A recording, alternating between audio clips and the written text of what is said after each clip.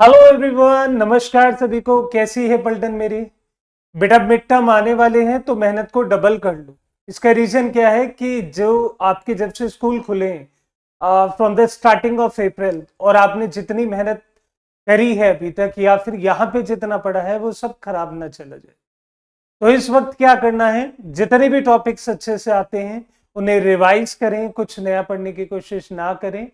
All तो जितना मैं करा चुका हूं इतना मिड टर्म में मे भी आ जाए, क्योंकि देखिए हर स्कूल का सिलेबस अलग अलग होता है। तो शुरुआत करते हैं आज एक ऐसे टॉपिक की जिसे बोलते हैं ग्राफ। और मेरा नाम है प्रिंस त्यागी। स्वागत करता हूं आपके खुद के परिवार पे फिजिक्स विद प्रिंस पे। देखिए ग्राफ क्या चीज है, वो चीज होती है जो हम मैथ में भी पढ़ते हैं और मैथ तो हेल्पफुल करती है किससे, फिजिक्स के क्वेश्चंस को सॉल्व करने के लिए। तो बेटा अगर ग्राफ को पढ़ना चाहते हैं तो प्लीज एक पेन, एक पेपर, एक कॉपी ले लीजिए। और ये भी अच्छा होगा कि आप अपने दिमाग में इम्प्रिंट कर लेते। चलिए शुरुआत करते हैं इस टॉपिक की। सबसे पहले जय है नीम करोली वाले बाबा। थोड़ा आगे चलते हैं। बेटा देखिए ग्राफ मैं लिखने के लिए यहाँ पे बहुत सारे ग्राफ बना सकता। मैं यहाँ पे इस तरीके से ग्राफ सिग्निफाई कर सकता था कि बेटा ये ऐसा ग्राफ है, ये वाला ग्राफ ऐसा है, इस वाले ग्राफ को ये बोलते हैं। और आप पढ़ लेते, आप उसे स्क्रीनशॉट ले लेते। लेकिन मेरा क्या मानना, हाथ से लिखी चीजें दिमाग में ज्यादा देर तक रहती है। देखिए आपको मैं आज यहाँ पे एक पॉइंट बताता हूं कि ग्राफ बेसिकली है क्या। अगर हम ग्राफ की बात कर रहे हैं तो आप सभी को पता है कि ग्राफ के अंदर दो एक्सेस होती है। ग्राफ के अंदर एक एक्सेस होती है जिसे आप लोग कहते हैं एक्स। ग्राफ के अंदर एक एक्सेस होती है जिसे आप लोग कहते हैं क्या, y। तो अगर मैं एक्स और वाई को देखूं तो आप ये इतना सिग्निफिकेंस कर सकते हैं कि कोऑर्डिनेट के अंदर तीन होती एक्स वाई से। और सर इसके बीचों बीच जो स्लोप बना होता है या इस तरीके से इस तरीके से, इस लाइन को हम लोग बोलते हैं किस नाम से, स्लोप के नाम। क्लियर है? अभी हम सबके बारे में बात करेंगे कि स्लोप कैसे निकाला जाता है एंड ऑल एंड ऑल। अगर मैं आप लोगों से सिंपल सी एक बात कहने लगूं कि मेरे बच्चे, जो आपका स्लोप होता है, ग्राफ का जो स्लोप होता है उसका मतलब होता है टेन थीटा। क्या होता है? Tan theta. मतलब निकालने के तरीके अलग अलग है। क्या पता कल को यहाँ पे कोई एंगल गिवन हो तो उस एंगल की मदद से और टेन की मदद से हम लोग यहाँ पे स्लोप निकाल सकते। जनरली हम जो स्लोप होता है उसे डिनोट किससे करते हैं, एम से डिनोट करते हैं। और यहाँ पे ये दोनों बातें तुम्हारे लिए इंपॉर्टेंट है। दूसरा, अपनी एक इक्वेशन होती है y equal to M X plus C. और आपको पता है कि यहाँ पे जो c होता है इसे कहते हैं इंटरसेप्ट। पढ़ा होगा मैथ में। x क्या है, जो x एक्सिस पे वैल्यू आने वाली है। लाइक कोई इंटरवल लिख रखा है 10, 20, 30, 40। m क्या है सर, m स्लोप है। और y क्या है, y एक्सिस के ऊपर जो भी कोऑर्डिनेट सिस्टम में वैल्यू है। चलिए अगर मैं यहां से आपको कुछ बातें और बताऊं कि कल को सपोज करो कि आपको एक ऐसा ग्राफ मिलता है कि जिसके अंदर आपको दो दो वैल्यूज गिवन होंगी। किस तरीके से? मैं कहता हूं आपको कुछ इस तरीके से वैल्यूज गिवन है और आपसे बोला गया है कि ए और बी के बीच का स्लोप बता। तो बेटा जनरली बच्चा फंस जाता है, कहता है सर ये वाला क्वेश्चन तो मैं करके ही नहीं आया, और यहीं पे गलती करता है। देखो या तो यहाँ पे कोऑर्डिनेट सिस्टम गिवन होंगे x2 y2, या यहाँ पे गिवन होगा x1 y1। तो यहां से m को निकालने का एक और तरीका है। बेटा अगर आपसे कोई स्लोप यहां से निकालने के लिए बोले तो फॉर्मूला लगाना m equal to Y two minus Y one my upon में x2 माइनस x1। क्लियर है इतनी बात सबको समझ आ गई? कोई दिक्कत नहीं ना? चलिए यहां पे जो हम स्लोप है वो हमेशा जनरली कहां से लेंगे, जनरली हम with respect to X axis लेंगे। With respect to X axis लेंगे। प्रॉब्लम कहां आएगी, प्रॉब्लम तब आएगी जैसे अगर मैं आप लोगों को कुछ बताने लगूं। एक देखो ये आपका ग्राफ है और ग्राफ के ऊपर एक्सिस कुछ इस तरीके से बनी हुई है, मतलब स्लोप कुछ इस तरीके से बना है। तो आप एंगल इस तरीके से यहां से लेंगे। ठीक है? यहाँ पे बच्चे थोड़ा भूल जाते हैं, समझते नहीं है कि चीजें क्या चल रही है, कैसे चल। वो क्या करने लगते हैं ना, इसे मान लेते हैं छोटे वाले को। मतलब वो थीटा डैश को मान ले, लेकिन हम इसे एंगल नहीं मान सकते, इसकी मदद से हम स्लोप नहीं निकाल सकते। हमें कौन सा चाहिए, ये वाला पार्ट जो से सिग्निफिकाई होता है। सिग्निफिकेशन कहां से होती है, ये देखो इस तरीके से ऐसे जा रहा है तो ये इंक्रीज हो रहा है, इस तरीके से ऐसा आ रहा है तो ये डिक्रीज। मेरी बात समझ रहे हैं? तो इंक्रीज होना डिक्रीज होना कांस्टेंट कब होगा, कांस्टेंट कब नहीं होगा, इन सारी बातों के पीछे ना एक बहुत सिंपल सिंपल फिनोमिना। तो प्लीज आप उन फिनोमिना को मेरे अकॉर्डिंग पढ़ें, उन चीजों को मेरे अकॉर्डिंग समझें, क्योंकि वही जो सिग्निफिकेंस प्रॉब्लम है वो आपको कहीं ना कहीं हेल्प करेंगी ताकि आप चीजों को बहुत अच्छे से समझ पाओ। आ जाओ, ये ग्राफ का मेथड था कि ग्राफ इस तरीके से निकाले जाते हैं कि इसमें स्लोप क्या होता है। अगर मैं आप लोगों को एक बात बताने लगूं, देखो यहां से मे बी वो बात क्लियर हो जाए। अभी तक मैंने क्या पढ़ा कि स्लोप गिवन थे, स्लोप की वैल्यू निकाल ली, स्लोप कुछ भी है। तो देखो स्लोप के बारे में बहुत सारी बातें कि जो स्लोप कुछ इस तरीके से जा रहा है वो नेगेटिव होगा, ठीक है। दूसरी बात, अगर स्लोप के बारे में इस तरीके से है तो ये थीटा है, अगर इधर बढ़ रहा है तो पॉजिटिव है, इधर बढ़ रहा है तो नेगेटिव है। इसकी वैल्यूज आप सबको गिवन है एम एक्स प्लस सी, या फिर आप निकाल सकते हैं M X equal to ten theta, या आप निकाल सकते हैं कितना, M equal to Y two minus Y one upon में एक्स टू माइनस एक्स। मेरी बात समझ आ रही है? ग्राफ में कुछ बातें सिखा देता हूं जो तुम्हें आगे जाके हेल्प करेंगी। कैसे, अगर कोई चीज ऐसे गिवन हो, सपोज करो यहाँ पे y गिवन है, यहाँ पे x गिवन है, तो इस ग्राफ का सिंपल सा मतलब है कि x की वैल्यू सेम है, y की वैल्यू इंक्रीज हो रही है। बेटा अगर ग्राफ नहीं पढ़ना आता मैथ के अंदर तो फिजिक्स के अंदर अप्लाई नहीं कर सकते। ये देखो y की वैल्यू इंक्रीज हो रही है लेकिन x की value as it is same है। क्लियर है? कल को अगर मैंने कुछ इस तरीके से बना दिया तो इसका क्या मतलब है, यहां पे x की वैल्यू इंक्रीज हो रही है और y की वैल्यू सेम। एक बात समझ आ गई? दूसरी बात सुन, अगर कल को आपसे कोई कहने लगे कि भैया आपका ग्राफ कुछ इस तरीके से गिवन है, तो आप लोग यहाँ क्या देख पा रहे हैं, आप लोग देख पा रहे हैं कि कोई थीटा नाम का एंगल है, और वो जो थीटा नाम का एंगल यहाँ पे गिवन है वो पॉजिटिव, मतलब पॉजिटिव मतलब इंक्रीज कर रहा है। क्या कर रहा है? इंक्रीज कर। अगर कल को यहां पे कुछ इस तरीके से बना तो आप सभी को पता होना चाहिए कि इस तरीके से बना है तो मतलब इससे मैं एंगल ले रहा हूं और वो एंगल कितना आ गया मेरा, डिक्रीज होने लग रहा है। देखो कुछ प्रॉब्लम आई है ना अभी, रुको एक से, यही बताना चाह रहा हूं, चीजें हेल्प करती रही। यहाँ पे देखो ये थीटा क्या हो रहा है, ये डिक्रीज हो रहा है।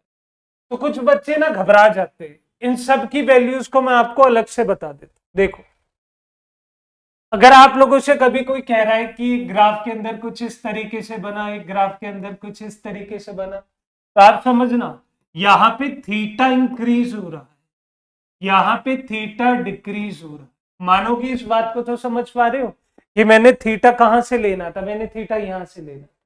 अगर थीटा डिक्रीज हो रहा है तो ऑब्वियस सी बात है कि टेन थीटा भी क्या होगा, डिक्रीज होगा। और अगर टेन थीटा डिक्रीज हो रहा है तो स्लोप की वैल्यू, स्लोप की वैल्यू भी क्या होगी मेरे लाल, डिक्रीज होगी। समझ आ गई सभी को ये बात? ऐसा क्यों हो रहा है देख लो, अगर आप टेन थीटा लिखते हो तो टेन थीटा, टेन जीरो कितना होता है, टेन जीरो होता है जीरो, और टेन नाइनटी कितना होता है, टेन नाइनटी होता है इन्फिनिटी। इसका मतलब जीरो से लेके 90 तक जा रहे हो तो वैल्यू बढ़ती जा रही है, स्लोप बढ़ता जा रहा है। अगर यहाँ प्लस लिख रहे हैं तो आप लोग क्या देख रहे हैं कि टेन थीटा की वैल्यू क्या हो रही है, पॉजिटिव हो रही है, मतलब टेन थीटा इंक्रीज हो रहा है। अगर यहाँ टेन थीटा इंक्रीज हो रहा है तो मुझे समझ आ रहा है कि जो स्लोप की वैल्यू है वो भी क्या कर रही है, अपने आप को इंक्रीज कर रही है। क्या कर रही है? इंक्रीज कर रही है। ये देखो, तो आज के बाद कुछ किस तरीके से भी क्वेश्चन आ रहा है आप घबराएंगे नहीं। दूसरी बात, जब कभी इस तरीके से क्वेश्चन गिवन है y इक्वल टू टी या y इक्वल टू टी यहाँ पे, तो आप लोगों को इतनी बात पता होनी चाहिए कौन सी जो ट्रेजेक्ट्री है किसके लिए, ट्रेजेक्ट्री बनती है पैराबोला के लिए, मतलब y is directly proportional to T square या y is inversely proportional to T square. मेरी बात समझ ले, ये सब फंक्शन है जो आप लोग मैथ में पढ़ते हैं और अपने दिमाग में चीजों को समझा देते हैं। मेरी जो यहाँ पे बातचीत थी मैंने वो आपको बता दी। आ जाओ वापिस आ जाओ। तो बेटा देखो ये था ग्राफ कि एक्चुअल में ग्राफ है क्या। चलिए थोड़ा आगे चलते हैं और पोजीशन टाइम ग्राफ जो कि हमें सबसे पहली बार पढ़ना है, क्योंकि अगर पोजीशन नहीं होगी तो वेलोसिटी नहीं होगी, वेलोसिटी नहीं होगी तो एक्सेलरेशन नहीं होगी। तो सबसे पहला पढ़ा जाता है पोजीशन टाइम ग्राफ। देखो अगर मैं पोजीशन टाइम ग्राफ की बात करने लगूँ यहाँ पे, तो पोजीशन टाइम ग्राफ कुछ अलग तरीके से है। मतलब यहाँ पे तुम्हारा पोजीशन होगा और यहाँ पे तुम्हारा टाइम। ऐसा क्यों है?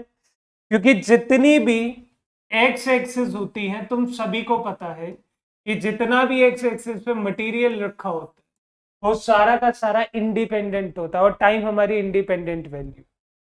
तो आप यहां से लिख सकते हैं कि एक्स की वैल्यू क्या है, आपकी पोजीशन, मतलब एक्स पे क्या आएगा, या तो पोजीशन या तो डिस्टेंस या फिर आपका क्या आएगा, या फिर आपका आएगा डिस्प्लेसमेंट। और टाइम आपको पता ही है, टी इक्वल टू टाइम की वैल्यू चल रही। क्लियर हो गई इतनी बात? चलो अब यहाँ पे अलग अलग तरीके से आपके ग्राफ बन सकते हैं। देखो या तो आपका ग्राफ बनेगा पहले वाला ये वाला, या आपका ग्राफ बनेगा दूसरे वाला ये वाला, मतलब जो जनरल स्टैंडर्ड केस है। थर्ड ग्राफ बनेगा आपका बिल्कुल ऐसे, फोर्थ ग्राफ बनेगा बिल्कुल ऐसे, और फिफ्थ ग्राफ बनेगा बिल्कुल ऐसे। तो आ जाओ एक एक को समझ लेते हैं कि वो एक एक बात क्या है क्या। अगर मैं आपको फर्स्ट ग्राफ के ऊपर कुछ बातें समझाना चाहूँ कि यहाँ पे एक्स है, यहाँ पे टी है, तो सोच के देखो एक लाइन एज इट इज खींची है। तो मैंने अभी आपको पीछे क्या बताया था, मैंने आपको बताया था जब इस तरीके से एक लाइन खींची तो आपको पढ़ना आना चाहिए।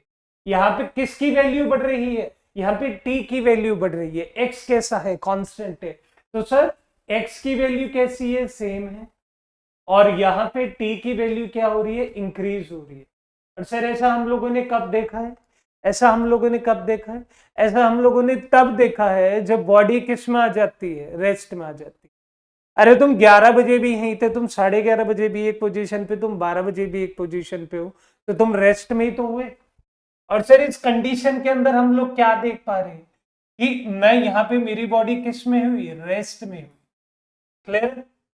अच्छा कुछ बातें और बता देना चाहता हूं, अपने दिमाग में डाल लेना कि जो एक्स टी का स्लोप होता है, स्लोप बच्चे ये हमेशा वेलोसिटी प्रोवाइड कराता है। क्या प्रोवाइड कराता है, वेलोसिटी प्रोवाइड कराता है। वेलोसिटी प्रोवाइड कराएगा, स्पीड प्रोवाइड कराएगा। मतलब अगर कल को यहाँ पे कोई टेन थीटा निकालने के लिए बोल दे तो मैं उससे कह सकता हूं या तो ये तेरी स्पीड आ गई या ये तेरी वेलोसिटी आ गई। तो चलो हमने डायरेक्ट केस तो निकाल लिया।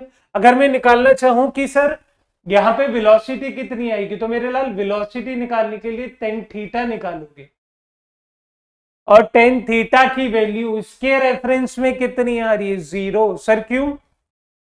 बेटा ये एक्स एक्सिस है, स्लोप तेरा ये है। इन दोनों को अगर मैं ऐसे मैच करूं, चलिए दूर भी रखी है, लेकिन इन दोनों के बीच में एंगल कितना है, 0 डिग्री।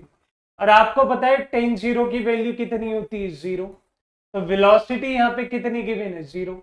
अरे जब वेलोसिटी गिवन है 0 तभी तो बॉडी किस में है, रेस्ट में है। तो एज इट इज आपको ही प्रूफ हो गया कि सर ये चीजें क्या हैं जो मुझे समझनी। आज जो दूसरी बात करते हैं, अगर मैं दूसरे पॉइंट पे जाता हूं तो दोबारा से वही पोजीशन और यहाँ पे टाइम, और इस बार कुछ इस तरीके से ग्राफ बनाए थे, कुछ इस तरीके से अभी पीछे बताया जैसे। ध्यान दो, एक एक सेकंड बहुत इंपॉर्टेंट है। चलो यहाँ पे एंगल मानना थीटा, चलो ये एंगल मान लिया मैंने कितना, थीटा। तो आप लोग मुझे बता सकते हैं कि सर यहाँ पे बॉडी के साथ क्या हो रहा है। सर यहाँ पे बॉडी कुछ अलग ढंग से बिहेव कर रही है। कैसे? ये देख, एक्स कुछ एक्सपोनेंशियली बढ़ता जा रहा है, टी के साथ भी बढ़ रहा है ना। एक्स भी बढ़ रहा है, टी भी बढ़ रहा है। क्यों बढ़ रहे हैं, कैसे बढ़ रहे हैं, सब चीजों के बारे में देखते हैं। बेटा यहाँ पे थीटा है तो आप लोगों को पता है बढ़ रहा हूं, कह रहा हूं इंक्रीज नहीं डिक्रीज हो रहा है, ये डिक्रीज हो रहा है। अगर थीटा डिक्रीज हो रहा है तो टेन थीटा भी डिक्रीज होगा। सर ऐसा क्यों? क्योंकि ऐसा मैं तुम्हें पीछे बता कर आया हूं जस्ट। और टेन थीटा डिक्रीज हो रहा है तो मुझे पता है कि स्लोप की वैल्यू देता है, और स्लोप के ऊपर वेलोसिटी है, तो वेलोसिटी भी क्या हो रही है, वो भी डिक्रीज हो रही है। ये देखो, मतलब यहाँ पे वेलोसिटी पर टाइम डिक्रीज होती जा रही है, यहाँ पे स्पीड पर टाइम डिक्रीज होती है। मेरी बात सबको समझ आ गई? चलो यहां से थर्ड पॉइंट की तरफ बढ़ते हैं। थर्ड पॉइंट भी बहुत इंपॉर्टेंट है। ऐसा क्यों है बेटा? देखिए थर्ड पॉइंट इंपॉर्टेंट है या नहीं उसके बारे में अभी पता नहीं चले। यहाँ पे एक्स है पोजीशन, यहाँ पे टाइम है टी, और डायरेक्टली थर्ड वाला कौन सा दे रखा है? डायरेक्ट, बिल्कुल सीधा। तो सर ये बिल्कुल सीधा दे रखा है, तो मुझे यहाँ पे एक बात पता लग गई। क्या बात पता लग गई? सर ये इंक्रीज तो हो रहा है, ये इंक्रीज तो हो रहा है, लेकिन वेलोसिटी कैसी है?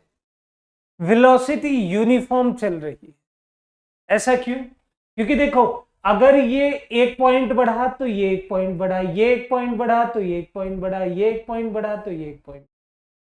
तो अल्टीमेटली अगर मैं यहाँ पे टेन थीटा की वैल्यू निकालने लगूं तो सर टेन थीटा निकालना मुश्किल नहीं है, क्योंकि हर बार परपेंडिकुलर और बेस सेम आएंगे, परपेंडिकुलर और बेस सेम आएंगे। तो भैया परपेंडिकुलर और बेस यहाँ पे हर बार सेम आ रहे हैं, तो मैं बता सकता हूं कि परपेंडिकुलर बेस सेम आने पे थीटा की वैल्यू 45 हो जाएगी। ये ले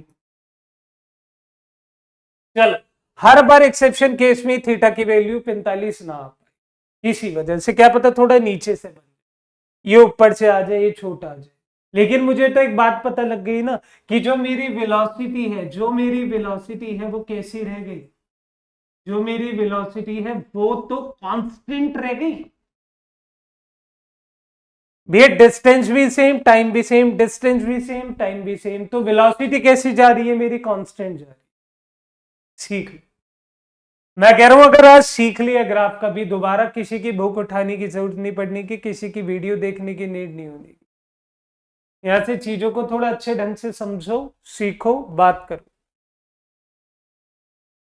इसका कॉपी कर सकते हैं, इसको आप लिख सकते हैं, जैसा आपको सुकून मिले आप वो करो। ठीक है, तो हमने 3 स्टेप कर लिए हैं, अभी हम फोर्थ और फिफ्थ की तरफ भी बढ़ रहे हैं। चलिए, अगर मैं फोर्थ और फिफ्थ की तरफ ध्यान करूं तो आप लोग जान गए कि ये खेला क्या चल रहा है। भाई खेला ही हो रहा है, और इस खेले को हम लोग कैसे सॉल्व करेंगे आज उसके बारे में भी समझ लेते हैं। चलिए फोर्थ पॉइंट जो कि आपका इंपॉर्टेंट है, ये फोर्थ क्या समझाना चाह रहा है? फोर्थ की बात करें तो एक्स और टी बीच में, ठीक है, और यहां पे आप ध्यान से देखिए तो कुछ इस तरीके से स्लोप है।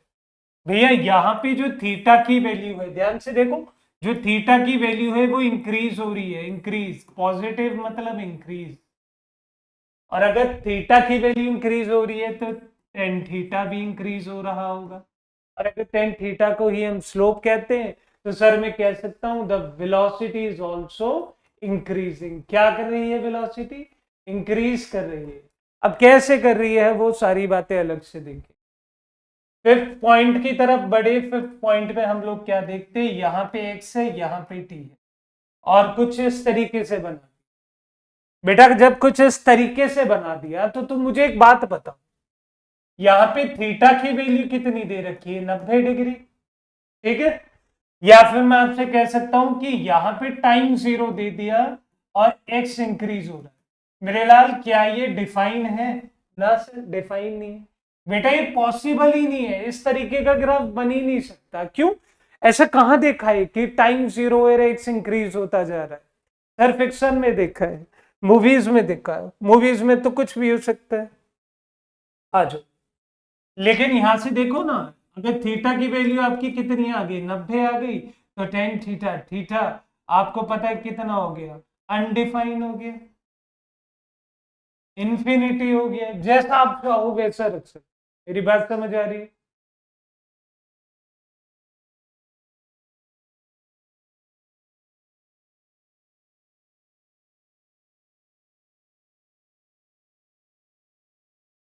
मान लो जो चीज अनडिफाइन है उसे इंफिनिटी मान लो, इन्फिनिटी मान लो, अनडिफाइंड मान लो, दोनों एक ही बात है। तो ये चीजें हैं जो पॉसिबल ही नहीं है किसी तरीके से पॉसिबल। जैसे तुम रखना चाहो, समझना चाहो वो देखो। क्लियर है? तो ये 5 केस थे जो तुम्हारे लिए इंपॉर्टेंट। आज अब इनके बारे में थोड़ा और डिटेल में समझ लेते हैं।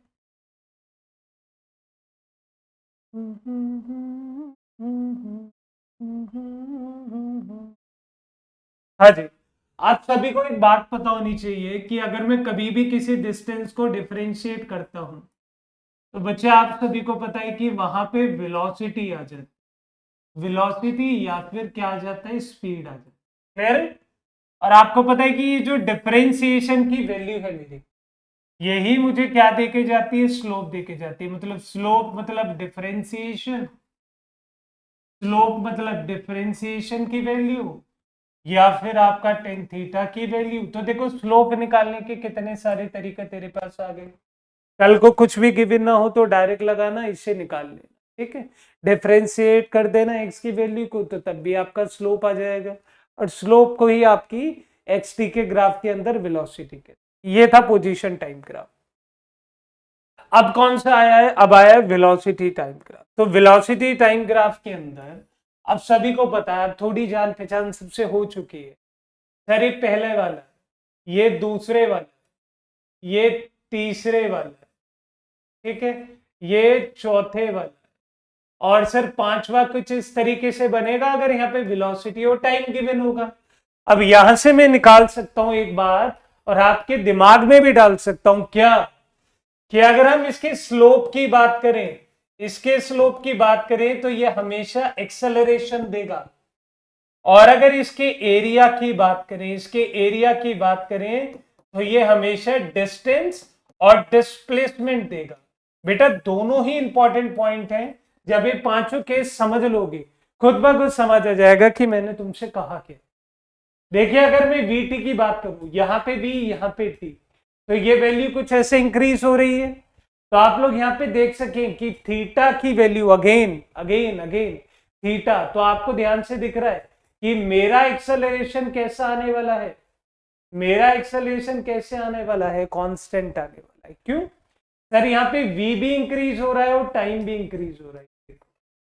एक दूसरा, अगर आपको कोई यहाँ पे दूसरा ग्राफ बनाने के लिए बोले कुछ इस तरीके से, आपको पता है कि यहाँ पे थीटा की वैल्यू क्या हो रही है, यहाँ पे थीटा की वैल्यू इंक्रीज हो रही है, तो टेन थीटा भी इंक्रीज होगा। और अगर टेन थीटा इंक्रीज हो रहा है मेरे लाल, एक्सेलरेशन भी इंक्रीज हो रहा है। एक पॉजिटिव, पॉजिटिव का मतलब पॉजिटिव वो वाला नहीं है, पॉजिटिव मतलब बढ़ने में, इंक्रीज हो रहा। देखिए ऐसी अगर हम थर्ड ग्राफ की तरफ चले तो बेटा थर्ड ग्राफ के अंदर आपको पता है यहाँ पे भी है, यहाँ पे टी है, तो ये वाला ग्राफ तो एग्जिस्ट ही नहीं करता, ये ग्राफ तो एग्जिस्ट ही नहीं करता। तो मेरे लाल एक्सेलेरेशन के बारे में तो अनडिफाइन लिख देना कि एक्सेलेरेशन अनडिफाइन है, या एक्सेलेरेशन इन्फिनिटी है। मतलब जो चीज डिफाइन ही नहीं हो रही, या तो उसे इन्फिनिटी लिख दो या उसे अनडिफाइन लिख दो। थोड़ा सा आगे चलते हैं, यहाँ पे b की वैल्यू, यहाँ पे t की वैल्यू, तो ये कुछ इस तरीके से है। तो थीटा क्या हो रहा है, डिक्रीज हो रहा है, तो एक्सेलेरेशन भी क्या हो रही है, डिक्रीज। समझ आ गई सभी को भी ये बात, है ना। आज वो फिफ्थ पॉइंट की तरफ चलते हैं मेरे लाल। फिफ्थ पॉइंट में क्या कहते हैं कि यहाँ पे वेलोसिटी, यहाँ पे टाइम, और कुछ इस तरीके से है। तू सोच के बता, थीटा की वैल्यू 0, टेन थीटा 0, तो acceleration, acceleration 0, velocity constant, constant. ठीक है, देख ले। और तुझे पता है जब जब वेलोसिटी कांस्टेंट होती है मोस्टली केस में एक्सेलरेशन 0 हो जाता है। क्यों, अभी इस बारे में बात करेंगे, पहले इसे कॉपी कर लिया कॉपी सभी ने। चलिए देखिए भैया, मैं आप लोगों को केवल इतनी बात बताना चाहता हूं कि जो आपके दिमाग में ठहर जाए। तो थोड़ी देर और ठहर जाए। हाँ जी, आपने क्या देखा कि dx बाई dt को डिसॉल्व करा, मतलब डिफरेंशिएट करा, तो वेलोसिटी आ। डिसॉल्व क्यों, डिफरेंशिएट का मतलब होता है बड़ी बड़ी चीजों को छोटा छोटा करना। ऐसी अगर आप वेलोसिटी को डिफरेंशिएट करते हो तो एक्सेलरेशन आ जाता है। लेकिन लेकिन लेकिन अगर आप इंटीग्रेट करते हो, मतलब किसी भी वेलोसिटी को इंटीग्रेट करते हैं v डॉट टी, तो आपकी x की वैल्यू आ जाती है। तो मतलब जब जब इंटीग्रेट करने की बात आ रही है तो आप एरिया निकाल देना, और एरिया निकालोगे तो ग्राफ के अंदर डिस्टेंस और डिस्प्लेसमेंट आ जाएगा। कैसे? बेटा सपोज कर मेरे पास ये इस तरीके से ग्राफ है v और t नाम का, यहाँ पे कुछ ऐसे वैल्यूज दे रखी है कि ये वाली 2, ये वाली 4, ठीक, यहाँ पे 20 की वैल्यू। तो और आपसे पूछ लिया कि पूरी जर्नी का डिस्टेंस बताओ, तो भैया पूरी जर्नी का जो डिस्टेंस है इसका एरिया प्लस इसका एरिया ऐड कर दोगे तो दोनों के एरिया को ऐड करोगे, या तो आप इसे इंटीग्रेट करके निकाल लेते, नहीं तो वीटी के ग्राफ का जो एरिया एक्स एक्सिस को छू रहा है वो आपके लिए बेहद इंपॉर्टेंट चीज। क्लियर है इतनी बात सभी को? देखो समझाते रहना, मुझे बताते रहना कि हाँ मुझे ये चीज नहीं समझ आई। अगर नहीं बोलोगे तो मैं कुछ नहीं समझ पाने वाला। बस इतनी मान लो मेरी आज कि एरिया के केस में एक्स एक्सिस के साथ जो भी फिगर बन रही है वो तुझे लेकर चलनी है। एरिया के केस में एक्स एक्सिस के साथ जो फिगर बन रही है वो लेकर चलनी है। एक बच्चा आता है कहता है सर एक बात बताओ, ये वीटी का ग्राफ है और स्लोप कुछ इस तरीके से गिवन है, एरिया निकालना, डिस्टेंस निकालना। तो मतलब उसने आते ही बोला एरिया निकालो, मैंने निकाल दिया, कौन सी बड़ी बात थी। मैंने फिगर को, मैंने क्या बोला, एक्स एक्सिस का साथ नहीं छोड़ोगे तो भैया ये जितना भी ये एरिया है ये इसका डिस्टेंस है, पूरी जर्नी का डिस्टेंस है, पूरी जर्नी का डिस्प्लेसमेंट है। मेरी बात समझ आ गई? और ये इंपॉर्टेंट है, ये रहा, इसे लिख लेना। ये यहां पे भी अप्लाई हो रहा है ग्राफ के अंदर। अगर कभी भी ऐसे फ्लोटिंग स्लोप आ जाए और आपको एरिया निकालने के लिए बोल रहे हैं तो एरिया बेटे इस तरीके से निकाला जाता है। बच्चे क्या करते हैं, केवल इतने पार्ट का एरिया निकाल देते हैं, जो कि गलत है। मेरी बात सबको समझ आ गई? कल को कर सकते हैं कुछ महाशय केवल इतना कि लो सर ये हमारा एरिया आ गया। Area is not, it is not the figure which is bounded by only the slope, but it is the figure bounded with the lines or the boundary attached with the x axis। मतलब x axis तक उसकी सारी boundary की line आनी चाहिए, चाहे y को touch ना करे। बात सबको समझ आई? तो ये था वेलोसिटी टाइम ग्राफ का कंसेप्ट। आगे आता है एक्सेलेरेशन टाइम ग्राफ। तो एक्सेलेरेशन टाइम ग्राफ के अंदर अगर मैं आपसे कुछ बातचीत करने लगूं तो आपको अब शायद कुछ बातों को समझना ही मुश्किल नहीं रह जाएगा। क्यों सर? बेटा इसका रीजन है, इसका रीजन बहुत सिंपल है। अच्छा एक बात, अगर मैं एक्सेलेरेशन को तुमसे ये कहने लगूं कि यहाँ पे एक्सेलरेशन है, यहाँ पे टाइम है, तो आप मुझसे क्या बोलोगे? आप मुझसे कुछ नहीं बोल सकते, क्योंकि आपको पता है कि डी/dt को जब डिफरेंशिएट करते हैं तो हमें कुछ नहीं मिलता, और जब कुछ नहीं मिल रहा तो इसकी स्लोप की वैल्यू भी हमारे पास कुछ नहीं है। लेकिन हाँ, अगर मैं a डॉट डी को इंटीग्रेट करता हूं तो मुझे वेलोसिटी मिल जाती है और वही मेरा एरिया होता है। तो आप कभी भी एक्सेलरेशन टाइम ग्राफ के अंदर स्लोप नहीं निकाल सकते कि कल को आगे मेरे से कहने लगो कि सर स्लोप निकाल दो, वो पॉसिबल नहीं। मेरी बात समझ आ रही है? वो पॉसिबल नहीं है। लेकिन हाँ एक बात आपको दिख रही है कि अगर मैं इसे ऐसे बना रहा हूं तो एक्सेलरेशन कांस्टेंट है, इसे ऐसे बना रहा हूं तो एक्सेलरेशन मेरा बढ़ रहा है घट रहा है, वो सारी चीजें देखने की है। ऐसे बना रहा हूं या मतलब वही 5 केस बना रहा हूं तो देखने की बात है। देखो यहाँ पे एक्सेलरेशन कांस्टेंट है, यहाँ पे एक्सेलरेशन बढ़ रहा है, लेकिन ये पॉसिबल नहीं है। यहाँ पे एक्सेलरेशन कांस्टेंट है, तो आप यहाँ पे केवल एक ही वैल्यू पढ़ सकते हैं, या फिर आप यहाँ पे केवल एरिया निकाल सकते हैं। आप यहाँ पे कोई भी स्लोप नहीं निकाल सकते। मेरी बात समझ आ गई? यहाँ पे आप कोई स्लोप की वैल्यू ही नहीं निकाल सकते, क्योंकि differentiation of acceleration with respect to time give us nothing. और अगर if it is give us nothing then we can't find anything from it, but the integration with respect to the time give us velocity, hence we can find the area। and the area under a upon t graph is always known as velocity। मेरी क्या इतनी बातें तुमको समझ आ गई? तो ultimately मुझे आज एक बात समझ आ गई। क्या है सर वो बात? देखिए यहां पे जो मैं लिखने वाला हूं, बताने वाला हूं, प्लीज अपने दिमाग में डाल। आप सभी को पता होना चाहिए कि जब कभी हम डिफरेंशिएशन की बात करेंगे, जब कभी हम डिफरेंशिएशन की बात करेंगे तो वो होता है स्लोप। और मेरे लाल जब कभी इंटीग्रेशन की बात करेंगे, जब कभी इंटीग्रेशन की बात करेंगे तो वो होता है एरिया। क्लियर? किस तरीके से वो दिखा देता हूं। अगर मैं यहां पे लिखता हूं x, यहां पे लिखता हूं v वेलोसिटी, और यहां पे लिखता हूं a एक्सेलरेशन, तो मेरे लाल अगर मैं इसे डिफरेंशिएट, मतलब इस पोर्शन में डिफरेंशिएट करता जा रहा हूं, ये लो ये डिफरेंशिएट हो रहा है, तो आपको पता है कि differentiation of dx by dt क्या दे देगा? v। Differentiation of dv upon dt क्या दे देगा? a। क्लियर है? लेकिन इसका उल्टा नहीं कर सकते कि इधर भी डिफरेंशिएशन चला देंगे कल को हम, पॉसिबल ही नहीं है। या तो डिफरेंशिएट कर लो या ग्राफ में क्या निकाल लो? स्लोप। मतलब अगर x और t का ग्राफ बनने लगा तो स्लोप डिफरेंशिएट क्या आएगा? वेलोसिटी।